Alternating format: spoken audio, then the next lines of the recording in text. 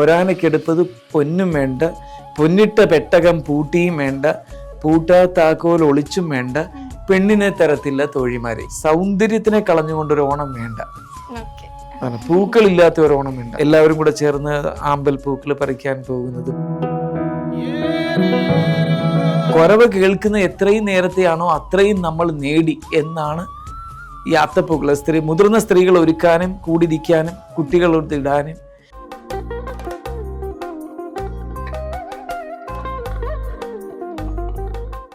അന്നത്തെ കർഷകരെല്ലാം പാടിയിരുന്ന പാട്ടുകൾ ശ്രേഷ്ഠതയുടെയും സ്നേഹത്തിൻ്റെയും ഒക്കെയാണ്.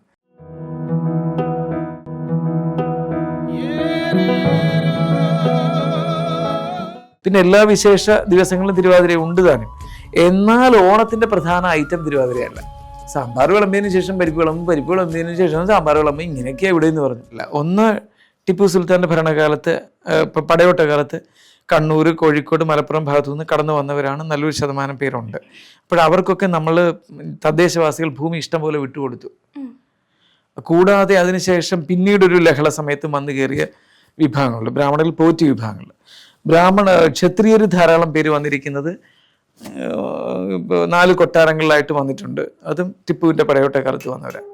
ഇതെല്ലാം തന്നെ അവിടെ പ്രശ്നമായിരുന്നു. അങ്ങനെ മാത്രമല്ല മാർത്താണ്ഡവർമ്മ കായംകുളം രാജ്യം പിടിച്ചടക്കിയ സമയത്ത് രാമയ്യൻ ദിളവ തമിഴ് ബ്രാഹ്മണരെ കൂടുതൽ കൊണ്ടുവന്ന് താമസിപ്പിച്ചു.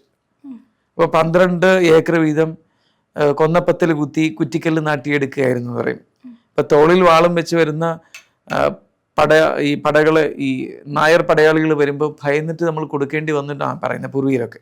ഇപ്പൊ കായംകുളം രാജ്യത്തിന്റെ പ്രാധാന്യത്തെക്കുറിച്ച് ഞാൻ കുട്ടിക്കാലത്ത് ഇത് കേട്ടിട്ട് ഞാൻ എന്തെങ്കിലും വിളിച്ചു പറയുമെന്ന് പറയുമ്പോൾ മുൻഗാമികളും ഞങ്ങളുടെ നാട്ടിലെ ഈ പഴയ കുടുംബങ്ങളിലെ പ്രമുഖരും പറയരുത്, പിന്നീട് വന്ന് കയറിയവർ ഇവിടെ ഉണ്ട് ഒത്തിരി, പിന്നെ ഇതൊക്കെ ഇത്രയും കാലവും പറഞ്ഞാൽ നമ്മളെ ശരിയാക്കുമെന്നായിരുന്നു. അതുകൊണ്ട് നമ്മൾ മിണ്ടാതിരുന്ന ചരിത്രങ്ങളാണ് ഇതൊക്കെ. അപ്പൊ ഞാൻ പറയും ഇതൊക്കെ ഇനിയും മാറും, അന്ന് നമ്മൾ പറയുമെന്ന് പറയുമായിരുന്നു. പിന്നെ എഴുതാൻ വന്ന ചരിത്രകാരന്മാരല്ല, ഈ വന്നു കയറിയവരുടെ ഈ പിൻഗാമികളാണ് പലപ്പോഴും. അവർക്കിതിന് ഒരു പ്രാധാന്യം ജനിക്കണമെന്നില്ല. രണ്ടാമത് തിരുവനന്തപുരത്ത് താമസിച്ചിരുന്ന ഒരുപാട് കുടുംബങ്ങളും പിൽക്കാലത്ത് ചേക്കേറപ്പെട്ടിട്ടുണ്ട്, ഹരിപ്പാടേക്ക്. അപ്പൊ അവരുടെയും പിൻഗാമികളാണ്. യഥാർത്ഥ ചരിത്രം ഉറങ്ങുന്നത് ഇങ്ങനെയൊക്കെയാണ്, ഇത്തരം കാര്യങ്ങളാണ്. അതുകൊണ്ടാണ് ഈ നമ്മൾ തുമ്പി തുള്ളാൻ പാടുന്ന പാട്ടിലുണ്ട്, എൻ്റെ കളമല്ല നിന്റെ കളമല്ല ശ്രീഭദ്രകാളിയുടെ പൂക്കളമ എന്നും പറഞ്ഞുകൊണ്ടൊക്കെ പാടുന്ന പാട്ടുകളുണ്ട് തുമ്പി തുള്ളലിന്. മനസ്സിലായില്ലേ? അപ്പം ഈ ഓണത്തെപ്പറ്റി സങ്കല്പം പിന്നീട് തൃശ്ശൂർ മുതലുള്ള ജില്ലകളിൽ, നമ്മൾ എറണാകുളം തൊട്ട് ഇങ്ങോട്ട് നോക്കുമ്പോഴാണ് ഈ തൃക്കാക്കര പോലുള്ള ഭാഗം തൊട്ടുള്ള കഥകൾ. ഓരോ ദേശത്തേക്കും ഓരോ ആചാരങ്ങൾ ചെല്ലുമ്പോൾ ആ ദേശത്തിൻ്റെ സങ്കല്പങ്ങളുമായി ബന്ധപ്പെട്ട് വ്യാപകമായതായിരിക്കാം എന്ന് പറയേണ്ടിയിരിക്കുന്നു. അങ്ങനെ ഇവർക്ക് കായംകുളം രാജ്യത്തിൻ്റെ എല്ലാ അപദാനങ്ങളും കായംകുളം രാജ്യത്തിൻ്റെ എല്ലാ മഹത്വങ്ങളും ഇല്ലാതാക്കുന്നതിൻ്റെ ഒരു തത്രപ്പെടലുണ്ടായിരുന്നു. അങ്ങനെ മാറ്റാൻ ശ്രമിച്ചപ്പോൾ മാറ്റാൻ ഒക്കാതെ പോയ കാര്യമാണ് മാവേലി നാടുവാണിയിടും കാലം മനുഷ്യരെല്ലാവരും ഒന്നുപോലെ. അതുകൊണ്ട് മാവേലിക്കരയ്ക്കാണ് ഏറ്റവും വലിയ ഓണം ഉണ്ടായിരുന്നത്. ഈ അടുത്ത കാലം തൊട്ടാണ് ആചാരങ്ങളൊക്കെ കുറഞ്ഞു പോയി. മാവേലിക്കരയിലാണ് അതിൻ്റെ ഹൃദയം ഇരിക്കുന്നത്. അപ്പോൾ ആ ഓണത്തിന് നമ്മൾ പിന്നെ ഇതിൽ ഇവർക്ക് തിരുത്താൻ ഒക്കാതെ പോയതാണ് മാവേലി നാടുവാണിയുടെ. അത് മാവേലി തമ്പുരാൻ മഹാബലിയെക്കുറിച്ചാണെന്നുള്ള വ്യാഖ്യാനങ്ങളോടുകൂടി പിന്നീട് വന്ന ചരിത്രകാരന്മാരും എഴുത്തുകാരും പറച്ചിലുകാരും നാടൻ പാട്ടുകളും ഒക്കെ ഇറങ്ങിക്കൊണ്ട് വന്നു. പക്ഷെ നാടൻ പാട്ടുകളിലെങ്ങും പുരാതനമായ നാടൻ പാട്ടുകൾ, വടക്കൻ കേരളത്തിലെ നാടൻ പാട്ടുകളല്ല നമ്മുടെ ആ ഭാഗത്തുള്ള. ദുഃഖത്തിൻ്റെ നാടൻ പാട്ടുകളില്ലാത്ത ദേശമാണ്. ഈ പട്ടിണിയും പരിവട്ടവും പറയുന്ന നാടൻ പാട്ടുകൾ ഓണാട്ടുകരയിലില്ല. അന്നത്തെ കർഷകരെല്ലാം പാടിയിരുന്ന പാട്ടുകൾ ശ്രേഷ്ഠതയുടെയും സ്നേഹത്തിൻ്റെയും ഒക്കെയാണ്. അത്തരം പാട്ടുകൾ അപൂർവമായി പാടുന്നവരെ ഇപ്പോൾ ഉള്ളൂ, അറിയുന്നവരില്ല. എന്നാൽ വടക്കോട്ട് ഐത്തത്തിൻ്റെയും നഷ്ടബോധത്തിൻ്റെയും ദാരിദ്ര്യത്തിൻ്റെയും ഓണം പാട്ടുകളാണ് ഈ നാടൻ പാട്ടുകളാണ്. നമ്മുടെ അവിടുത്തെ നാടൻ പാട്ടുകൾ അതല്ലായിരുന്നു. ഞാൻ കുട്ടിക്കാലത്തൊക്കെ ധാരാളം കേട്ടിട്ടുണ്ട്. ഈ കൊയ്ത്തുപാട്ട്, ഞാറ്റുപാട്ട്, ഇതൊക്കെയുള്ള ഈ ഞാറ്റുവേലയുമായി ബന്ധപ്പെടുന്നതായിട്ട് ഒത്തിരി പാട്ടുകളുണ്ട്. അതെല്ലാത്തിലും നന്മയുടെ ഭാഗങ്ങളെ വന്നിട്ടുള്ളൂ. ഇതാണ് ഒരു സത്യം. അതുകൊണ്ട് നമ്മൾ പാടുമ്പോൾ, അതുകൊണ്ട് തന്നെ നമ്മളുടെ തുമ്പി തുള്ളലിന് പ്രത്യേകതയുണ്ട്. തുമ്പി തുള്ളുമ്പോൾ തുള്ളാണ്ടിരിക്കുന്നവർ അനുഗ്രഹിച്ച് തുള്ളി വീഴും. ഈ തുമ്പപ്പൂക്കൾ, തുമ്പച്ചെടി മുഖത്ത് വെച്ചുകൊണ്ടാണല്ലോ തുള്ളാണ്ടിരിക്കുന്നത്. എന്താ തുമ്പി തുള്ളാത്തു, പൂ വേണോ പൂക്ക, ഇങ്ങനെ ചൊല്ലിയാണല്ലോ വരുന്നില്ല. അതെല്ലാം പാടുമ്പോഴും നമ്മളിങ്ങനെയാണ്. അത് ഈ തുള്ളി കഴിഞ്ഞിട്ട് ഇവരെ നമ്മൾ ഇട്ട് വെള്ളം കൊടുക്കുമ്പോഴൊക്കെ ഇവരുടെ ആ ഒരു വെപ്രാളമൊക്കെ കാണും. ഇപ്പം ദേവി അനുഗ്രഹമാണെന്നൊക്കെ പറഞ്ഞു വരും. പിന്നീട് ഈ വന്നു കയറിയ ആചാരം പിന്നെ തദ്ദേശവാസികളെക്കാൾ കൂടുതൽ നമ്മളുടെ കാർത്തിപ്പള്ളി താലൂക്കിലും മാവേലിക്കര താലൂക്കിലും ചെങ്ങന്നൂർ താലൂക്കിലും കരുനാഗപ്പള്ളി താലൂക്കിലും എല്ലാം വടക്ക് നിന്ന് വന്നവർ കൂടുതലായി. പിന്നെ തമിഴ് ബ്രാഹ്മണർ അംബാസമുദ്രത്തിൽ നിന്ന് തഞ്ചാവൂരിൽ നിന്ന് വന്നവരുടെ ഒരു ലിസ്റ്റായി. അപ്പോൾ അവിടുത്തെ ഒരുപാട് സമുദായങ്ങൾ അവിടുന്ന് കുടിയൊഴിപ്പിക്കപ്പെട്ടിട്ടുണ്ട്. ഒരു കുട്ടനാട്ടിൽ പോയിട്ടൊക്കെ പലപ്പോഴും മതം മാറിയിട്ടുണ്ട്. ഒരുപാട് കഥകൾ പ്രാകൃതമായി നമുക്ക് വിഷമിക്കുന്ന കാര്യങ്ങളൊക്കെയുള്ള ഒരുപാട് ചരിത്രങ്ങൾ എനിക്കറിയാം അവിടെയുണ്ട്. പക്ഷെ ഓണത്തിന് ഇപ്പോഴും നമ്മുടെ പ്രാധാന്യം ഇത്തരത്തിലാണ്. ഓണം നമ്മൾ ആഘോഷിക്കുമ്പോൾ ഈ മാവേലി തമ്പുരാൻ എന്നുള്ളത് നമുക്ക് മാറി മഹാബലി ആയാലും കുഴപ്പമൊന്നുമില്ല. ഇനിയിപ്പം മാവേലി ആദിത്യ രവിവർമ്മ അങ്ങ് വിട്ടേക്കുക, മഹാബലി തന്നെ ആയിക്കോട്ടെ. എന്താണെങ്കിലും അതിൻ്റെ പേരിലുള്ള ഒരു സൗന്ദര്യാധിഷ്ഠിത സംസ്കാരത്തെ കൊന്നുകൊല വിളിച്ചു എന്നുള്ളൊരു കഷ്ടമായിപ്പോയി. പക്ഷെ അതിപ്പോഴും പരമ്പരാഗതമായിട്ട് തുടരുന്നത് ഞാനൊക്കെ തുടരുന്നുണ്ട്. ഓണപ്പാട്ടുകൾ അറിയാവുന്നവരും ഈ തുമ്പിതുള്ളൽ പാട്ടുകൾ, ഓണപ്പാട്ടുകൾ എന്ന് വെച്ചാൽ അത് മറ്റൊരു വിഭാഗം തന്നെയുണ്ട്. അതല്ലാതെ തന്നെ തുമ്പിതുള്ളൽ പാട്ടുകളൊക്കെ അറിയാവുന്നവരും ഒക്കെ തീരെയില്ല, എങ്ങും ഇല്ലാതായിക്കൊണ്ടിരിക്കുക. പിന്നെ അതൊരു തിരുവാതിര കളിയായി മാറിക്കൊണ്ടിരിക്കുക. ഇപ്പോൾ ഓണത്തിൻ്റെ വിശേഷമുള്ള പ്രോഗ്രാം ഓണത്തിൻ്റെ പൂക്കളവുമായി ബന്ധപ്പെടുന്നത് തിരുവാതിര കളിയാണെന്ന് തോന്നിപ്പിക്കുന്ന തരത്തിലേക്ക് മാറിക്കൊണ്ടിരിക്കുക. തിരുവാതിരയല്ല, തിരുവാതിര മറ്റൊന്നാണ്, നമുക്ക് ധനുമാസവുമായി ബന്ധപ്പെട്ട. പിന്നെ എല്ലാ വിശേഷ ദിവസങ്ങളിലും തിരുവാതിര ഉണ്ട് താനും. എന്നാൽ ഓണത്തിൻ്റെ പ്രധാന ഐറ്റം തിരുവാതിരയല്ല, അത് തുമ്പിതുള്ളലാണ്. അതിന് അത്യപൂർവമായി വൃദ്ധ സ്ത്രീകളൊക്കെ ഉള്ളൂ, അതൊക്കെ മൊത്തം അറിയാവുന്നവരെ. എനിക്കൊക്കെ തന്നെ തുമ്പിതുള്ളൽ പാട്ടുകൾ ധാരാളം അറിയാമായിരുന്നു, മിക്കതും മറന്നു പോയിട്ടുണ്ട്. അപ്പോൾ എങ്കിലും ആചാരങ്ങളൊക്കെ കൃത്യമായി ചെയ്യാറുണ്ട്. ഇതാണ് നമ്മുടെ മനോഹരമായ ഓണം. പിന്നെ ഭക്ഷണ വ്യവസ്ഥകളുടെ വ്യത്യാസം, നമ്മളുടെ ഇലകളിൽ വിളമ്പുന്ന ശൈലികൾ എത്ര വ്യത്യാസമാണ്. ഇപ്പോൾ ഞാനും അമ്മയും കൂടെ ഈ ഇങ്ങോട്ടുള്ള ജില്ലകളിൽ ഒരു ആഘോഷത്തിന് വന്നപ്പോൾ അവിടെ ഈ പരിപ്പ് വിളമ്പിയത് സാമ്പാർ വിളമ്പിയതിന് ശേഷം അയ്യോ ഞങ്ങൾക്ക് ഓരോ സ്ഥലങ്ങളുടെ അനുസരിച്ച് അപ്പൊ അവര് പറയുക അത് സാരമില്ല, സാമ്പാർ വിളമ്പിയതിന് ശേഷം പരിപ്പ് വിളമ്പിയതിന് ശേഷം സാമ്പാർ വിളമ്പും, ഇങ്ങനെയൊക്കെയാ ഇവിടെ എന്ന് പറഞ്ഞു. എനിക്കും അമ്മയ്ക്കും അത് വലിയ ദുഃഖമായി. പക്ഷെ വടക്കോട്ടൊക്കെ എന്ന് പറഞ്ഞു കഴിഞ്ഞാൽ അവർക്ക് നോൺ വെജ് ഉള്ളൊരു ഓണമാണ്.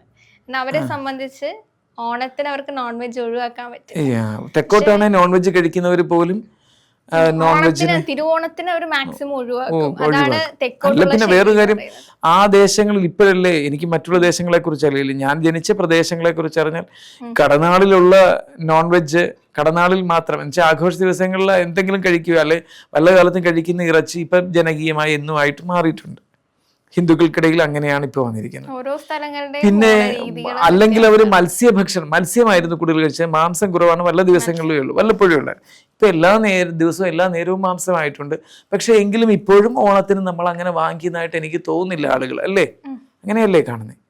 തിരുവോണത്തിനും നമ്മള് അല്ല, അവിടെ ഓരോ സ്ഥലത്തിനും ഓരോ പ്രത്യേകതയുണ്ട്. ഇപ്പൊ ഓണാട്ടുകരയിൽ ഇല്ലായിരിക്കാം, പക്ഷെ വടക്കോട്ട് മലബാറിൽ ഓണം എന്ന് പറയുന്നത് അവർക്ക് ഈ ഒരു രീതിയിലൊരു അങ്ങനെയാണ്. അപ്പൊ നമ്മൾക്ക് പിന്നെ ഇപ്പൊ വസ്ത്രം വാങ്ങലും കൂടുതൽ വിഭവങ്ങൾ ഒരുക്കി കഴിക്കലും അല്ലെങ്കിൽ റെഡിമെയ്ഡ് ഭക്ഷണം വാങ്ങിച്ച് കഴിക്കലുമായി ചുരുങ്ങിപ്പോയിട്ടുണ്ട്.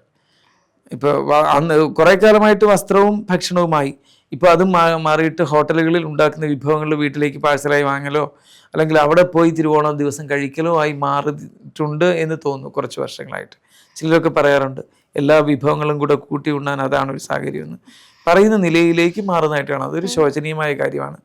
ആ തുമ്പിതുള്ളലും ഓണപ്പാട്ടും ഈ ഓണം കളികളും ഞങ്ങളുടെ വീട്ടിലെ മുറ്റത്ത് വളരെ വലിയ മുറ്റമായിരുന്നു, അവിടെ 100 അല്ല ആളുകൾ ഇങ്ങനെ ഓണം കളിക്കാൻ വരുമായിരുന്നു. ആണുങ്ങളും പെണ്ണുങ്ങളും മുതിർന്ന സ്ത്രീകളും ചില്ലാട്ടം പറക്കലുകളും ഒക്കെ. ഓണം അതൊരു വളരെ രസകരമായ സംഭവമാണ്. എല്ലാവരും കൂടെ ചേർന്ന് ആമ്പൽ പൂക്കൾ പറിക്കാൻ പോകുന്നതും രാത്രിയിൽ ഈ നിലാവുള്ള രാത്രികളായതുകൊണ്ട് 12 മണി കഴിഞ്ഞും നമ്മളിങ്ങനെ നടക്കും. എന്തോ കബഡി കളി, കുടുകുടു കളി എന്നായിരുന്നു.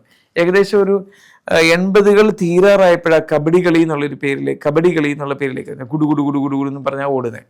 പിന്നെ അതിങ്ങനെ വന്നത്. അപ്പോൾ പ്രായമുള്ളവർ പറയും നിങ്ങൾ കുടുകുടു കളിക്കുന്നില്ലേ പിള്ളേർ, അടിച്ചോട്ടം, ഞൊണ്ടിത്തൊടിയിൽ, കിങ്ങി കളി, ഇങ്ങനെ പേരുണ്ട്. പിന്നെ പെണ്ണിനെ പിടുത്തം കളിക്കുക, ഒരാനക്കെടുപ്പത് പൊന്നും തരാം, പൊന്നിട്ട് ഞങ്ങളുടെ ഒരു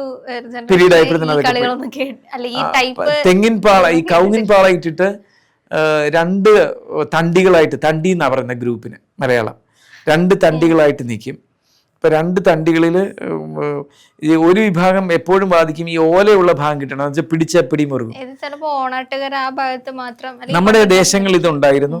അപ്പോൾ പിന്നെ എന്തോ ഒരാനക്കെടുപ്പത് പൊന്നും തരാം, പൊന്നിട്ട പെട്ടകം പൂട്ടിയും തരാം, പൂട്ടാ താക്കോൽ ഒളിച്ചും തരാം, പെണ്ണിനെ തരുമോ തോഴിമാരെ. അപ്പൊ തിരിച്ച് ഒരാനക്കെടുപ്പത് പൊന്നും വേണ്ട, പൊന്നിട്ട പെട്ടകം പൂട്ടിയും വേണ്ട, പൂട്ടാ താക്കോൽ ഒളിച്ചും വേണ്ട, പെണ്ണിനെ തരത്തില്ല തോഴിമാരെ. ഇങ്ങനെ 10 ആനയ്ക്ക് വരെ പാടും അങ്ങോട്ടും ഇങ്ങോട്ടും. എന്നിട്ട് അത് കഴിയുമ്പോൾ ഈ പാള പെണ്ണാണ്, പാളയെ വലിക്കും. അപ്പം ഈ ഓലയുള്ള ഭാഗം എപ്പോഴും ബലവിച്ച് ഇവിടെ കിട്ടുന്നത്.